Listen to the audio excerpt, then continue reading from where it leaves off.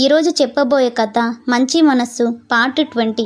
వివేక్ని అనుసరిస్తూ వెళ్తున్న వానికి వివేక్ ఒక ఇంటిలోకి వెళ్తూ కనిపిస్తాడు. వాణి కూడా ఇంటిలోనికి వెళ్ళడానికి ప్రయత్నిస్తుంది. కానీ అది గడియ పెట్టి ఉండటంతో లోనికి వెళ్ళడానికి వీలు పడదు. అర్ధరాత్రి అవ్వటంతో చుట్టూ నిశ్శబ్దంగా ఉంది. వాణి ధైర్యం చేసి ఇంటి చుట్టూ నడుస్తూ ఒక కిటికీ దగ్గరికి వచ్చి ఆగుతుంది. కిటికీలో నుంచి ఏమైనా కనిపిస్తుందో ఏమోనని లోనికి తొంగి చూస్తుంది. అక్కడ నీరసంగా ఒక మహిళ కనిపిస్తుంది. తాడులతో తన కాళ్ళు చేతులు కట్టేసి కనిపిస్తాయి. తనే సత్య. వివేక్ సత్యని అక్కడ బంధించి ఉంచుతాడు. అది చూసిన వాణి కంగారుగా పెద్దగా అరవబోయి ఆపుకుంటుంది. ఇంతలో సత్య, ఏంటి వివేక్, ఈసారి నువ్వు ఇంటి లోపలికి వచ్చావు. ఎప్పుడు వచ్చినా బయట ఉండే వెళ్ళిపోయేవాడివి, ఏంటి సంగతి అని అడుగుతుంది. అవును, నీతో మాట్లాడే పని ఉంది, అందుకే లోనికి వచ్చా అని అంటాడు వివేక్. దానికి సత్య, ఏంటో చెప్పు అని అడుగుతుంది. వివేక్ గట్టిగా ఊపిరి పీల్చుకొని, నాకు విడాకులైనా ఇచ్చేయి, లేకపోతే నందినిని తీసుకొని దూరంగానైనా వెళ్ళిపో. మా అన్నయ్య నీ గురించి వెతుకుతున్నాడు.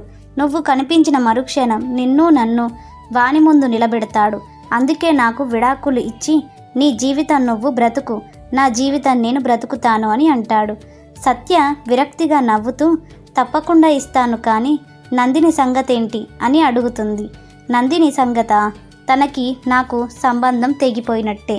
నీ ముఖానికి కొంత డబ్బు పడేస్తాను, అది తీసుకొని వెళ్ళు. నీ కూతుర్ని చదివించుకుంటావో లేక మానేసుకుంటావో అది నీ ఇష్టమని అంటాడు. సత్య వివేక్ వైపు కోపంగా చూస్తూ, సరే వెళ్ళిపోతాను. నందినికి నువ్వు ఒకసారి కనిపించు, నువ్వే తన తండ్రివని చెప్పు అని అంటుంది. వివేక్ దానికి ఒప్పుకోడు. సత్య జాలిగా ముఖం పెట్టి, నందినిని మన పాప వివేక్, మన ఇద్దరి పాప, నాతో పాటు నీకు కూడా నందిని బాధ్యత ఉంది అని అంటుంది. వివేక్ వెటకారంగా నవ్వుతూ, చూడు సత్య, ఇప్పటిదాకా నేను చాలా ఓపికగా ఉన్నాను. నాకు వేరే పెళ్ళి కూడా అయ్యింది. ఎందుకు చెప్పు, నన్ను ఎంత బాధ పెడుతున్నా, నీలో లోపం పెట్టుకొని నన్ను నిందిస్తున్నావు. ఇది ఎక్కడ న్యాయం సత్య అని అడుగుతాడు. సత్య ఏడుస్తూ, నాలో లోపం ఉంది అని అనకు వివేక్, నిన్ను తట్టుకోలేను. ప్లీజ్ నాకు ఒక్క అవకాశం ఇవ్వు. నా అనారోగ్యాన్ని నేను సరిచేసుకోగలను అనే నమ్మకం నాకుంది. మనం మంచి డాక్టర్ దగ్గరికి వెళ్దాం. నన్ను మన పాపను ఒంటరి వాళ్ళని చెయ్యకు అని ఏడుస్తూ బ్రతిమలాడుతుంది. వివేక్ చిరాకుగా ముఖం పెట్టి అక్కడ నుండి వెళ్ళిపోతాడు. వివేక్ సత్య మాటలు విన్న వానికి తల తిరిగినట్టుగా అనిపిస్తుంది. వివేక్కి ముందే పెళ్ళయిందా? నందిని వివేక్ పాప అని కుప్పకూలిపోతుంది. షాక్ నుంచి తేరుకున్న వాణి వివేక్కి కనిపించకుండా చాటుగా నిలబడుతుంది. వివేక్ అక్కడ ఉన్న పని వాళ్ళకి జాగ్రత్తలు చెప్పి అక్కడి నుండి వెళ్ళిపోతాడు. ఇదే సమయం అనుకున్న వాణి తన సెల్ ఫోన్ తీసి గబగబా లలితకు కాల్ చేస్తుంది. అర్ధరాత్రి అవ్వటంతో లలిత నిద్రలో ఉంటుంది. లలితకి రింగ్ వినిపించటంతో ఈ టైంలో ఎవరబ్బా అని నిద్ర కళ్ళతో ఫోన్ వైపు చూసిన లలితకు కనుబొమ్మలు ముడిపడ్డాయి. ఏంటి, వాణి ఎప్పుడు కాల్ చేస్తుంది అని ఆందోళనగా కాల్ లిఫ్ట్ చేసింది లలిత.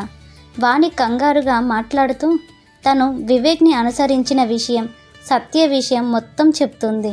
వాణి చెప్పిన విషయం విన్న లలిత కంగారుగా శేఖర్ని నిద్రలేపి సత్య దొరికిందన్న విషయం చెప్తుంది.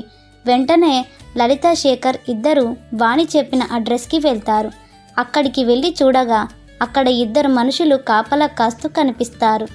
శేఖర్ తాను బయలుదేరుతున్నప్పుడే పోలీసులకి ఫోన్ చేయటంతో పోలీసులు కూడా అదే సమయానికి ఆ ప్రాంతానికి వస్తారు.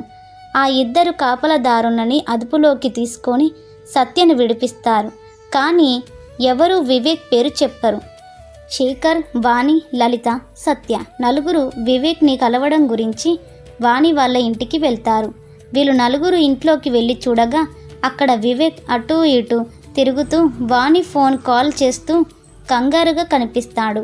వీళ్ళని అక్కడ చూసిన వివేక్ నిర్ఘాంతపోతూ గుటకలు మింగుతాడు. వివేక్ని అక్కడ చూసిన సత్య పెద్ద పులిలా వివేక్ మీద పడుతుంది. వివేక్ కాలర్ గట్టిగా పట్టుకొని వివేక్ని కుదిపేస్తూ, నన్ను రూమ్లో బంధిస్తావా? నాలో లోపం ఉందంటారా? పడుకుంటేనే భార్య పనికొస్తుందా, లేకపోతే విడాకులనే పేరు చెప్పి మమ్మల్ని విసిరేస్తారా? నాకు డబ్బులు ఇస్తారు అని అంటావా? నీ కంటికి నేను ఎలా కనిపిస్తున్నాను?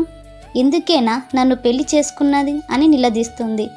ఇంతలో వాణి వివేక్ ముందుకు వచ్చి, రేపు నీకు ఇదే పరిస్థితి వస్తే, తాను ఇలా నిన్ను వదిలేసి వేరే వాడిని పెళ్లి చేసుకుంటే నీకు ఎలా ఉంటుంది అని అడుగుతుంది. లలిత వివేక్ వైపు వస్తూ, నీకు పడక సుఖమే కావాలనుకుంటే పెళ్ళి ఎందుకు వివేక్?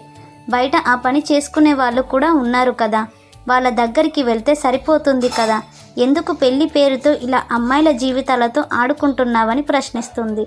ముగ్గురు మూడు వైపుల నుండి అడుగుతున్న ప్రశ్నలకు వివేక్ తల గిర్రున తిరిగినట్టు అనిపించింది. ముగ్గురు ఉగ్ర రూపంలో ఉన్న 3 శక్తులలో కనిపిస్తారు. సో ఈరోజు ఇదే వీడియో. తర్వాత ఏం జరుగుతుందనేది నెక్స్ట్ వీడియోలో చూసేద్దాం. మీకు ఈ కథ కనుక ఇంట్రెస్టింగ్గా అనిపిస్తే మరిన్ని కొత్త కథల కోసం మా ఛానల్ని సబ్స్క్రైబ్ చేసుకోండి. వీడియోకి ఒక చిన్న లైక్ చేసుకోండి. వీడియో ఎలా ఉందనేది కామెంట్ బాక్స్లో కామెంట్ చేయండి. Thanks for watching this video.